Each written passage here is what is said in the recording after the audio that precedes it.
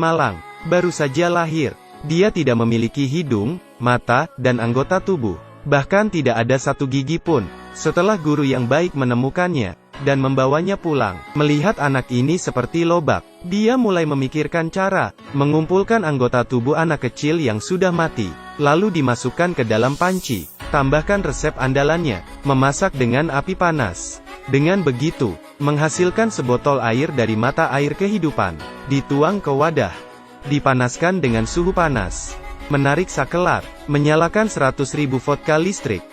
Setelah disetrum dengan listrik, hati manusia itu pun terbentuk. Ya Tuhan, hati kecil itu masih berdetak. Setelah menciptakan hati ini, bayi normal dengan berat 7 pon sudah siap, dan diberi nama Satoshi. Karena Satoshi bukan orang biasa, sekelompok setan terus mencarinya. Terpaksa, Satoshi yang baru tumbuh, diberikan pedang oleh gurunya, pedang besi murni, untuk melindungi diri sendiri. Hari-hari berikutnya, tidak hanya belajar bahasa bibir, juga mempelajari ilmu pedang. Dalam sekejap waktu berlalu, walaupun guru ini dokter, namun dia juga tidak bisa menghindari kematian.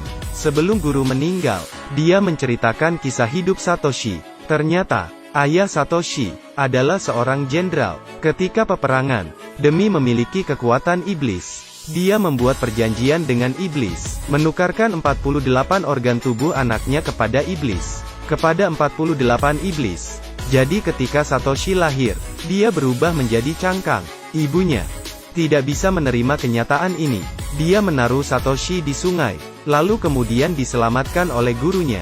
Setelah selesai cerita, guru pun meninggal. Setelah mengurus kematian gurunya, tepat ketika Satoshi akan pergi, dia mendengar sebuah suara. Omae no karada o ubouta no wa shijio hachi no mamono domo. Dengan begitu, Satoshi memulai pergi melenyapkan iblis. Film diputar. Beberapa wanita sedang menari di atas panggung. Penonton di bawah panggung sangat antusias. Dan Satoshi ada di antara mereka. Apakah dia datang menonton? Tentu saja bukan, karena dia merasakan nafas iblis. Dengan penampilan wanita bertopeng, Satoshi tidak sabar, melompat terbang ke arah iblis. Dalam sekejap wanita itu menunjukkan wajah aslinya. Satoshi menebas iblis itu, dan seketika iblis menampakkan wujud aslinya. Ternyata gadis ini, iblis laba-laba berkaki 8. Ketika iblis menyerang, Satoshi dengan mudah menghindar. Monster itu menempel di dinding, melompat ke sana kemari. Dia tiba-tiba muncul dari belakang, dengan capitnya mendorong Satoshi, dan mulai menyerang. Untung saja Satoshi cepat bereaksi. Jika tidak, mungkin sudah menjadi santapannya. Satoshi tidak mau kalah. Satoshi berputar seperti kincir angin, namun laba-laba berhasil lolos. Kekuatan mereka sepertinya seimbang, tetapi laba-laba ini memiliki banyak tangan. Satoshi tidak sengaja tertusuk di tenggorokan. Saya pikir Satoshi akan mati, namun tiba-tiba, Satoshi menoleh. Lukanya seketika sembuh. Dengan begitu, Satoshi melompat ke tubuh laba-laba, dan dengan mudah mengalahkan iblis ini. Satoshi pun memasang kembali tangannya, dan tiba-tiba jatuh ke tanah.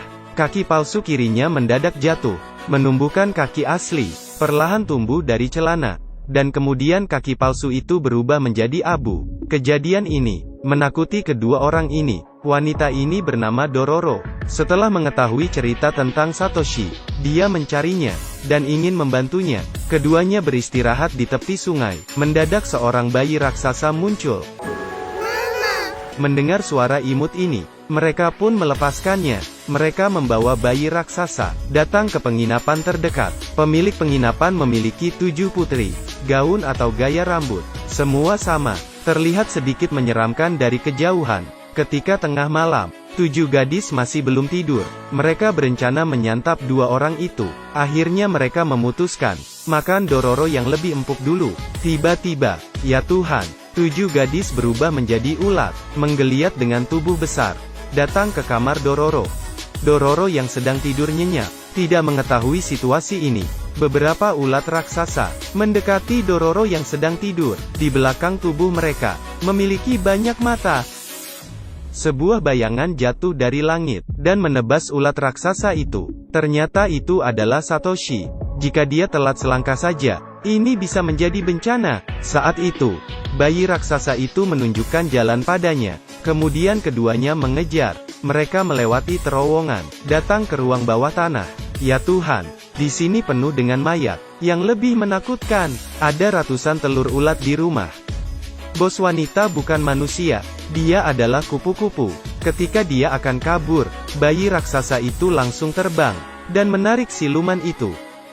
Seketika Satoshi langsung menebasnya. Dengan begitu, organ ginjal Satoshi kembali berfungsi. Selanjutnya, keduanya membunuh iblis di sepanjang jalan. Melihat roh pohon merentangkan rambutnya sejauh 100 meter. Meski berjuang untuk melawan, tapi mereka kesulitan melawan ribuan helai rambutnya. Mereka terbungkus rapat. Untungnya Satoshi tidak menyerah. Dia mematahkan ikatan roh pohon. Kemudian terbang tinggi, memegang pisau sepanjang 40 cm, dan menebasnya. Seketika pohon terbelah menjadi dua bagian. Setelah siluman pohon mati, Satoshi mendapatkan telinganya. Setelah membunuh Godzilla, dia memiliki tenggorokan sendiri. Dengan begitu, tidak sampai 1 bulan, dia telah membunuh 20 siluman iblis. Sebagian organnya tumbuh. Tangannya juga mendapat apresiasi dari sang pangeran, dan membawanya pulang. Tapi saat sang ratu melihat Satoshi, ekspresinya tiba-tiba membeku.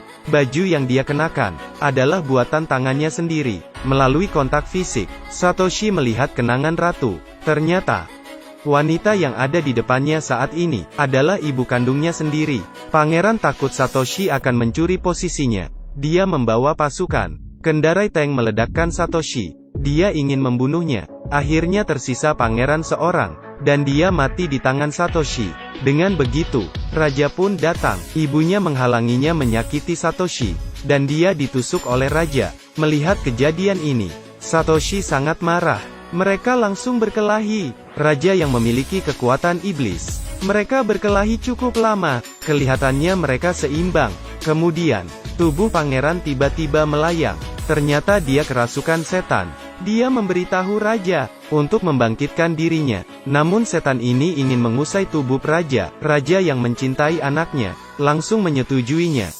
Tiba-tiba, sebuah makhluk aneh muncul. Tidak butuh waktu lama, siluman itu masuk ke tubuh raja. Namun ketika dia akan kabur, raja yang masih memiliki kesadaran menusuk dirinya sendiri, mati bersama setan ini.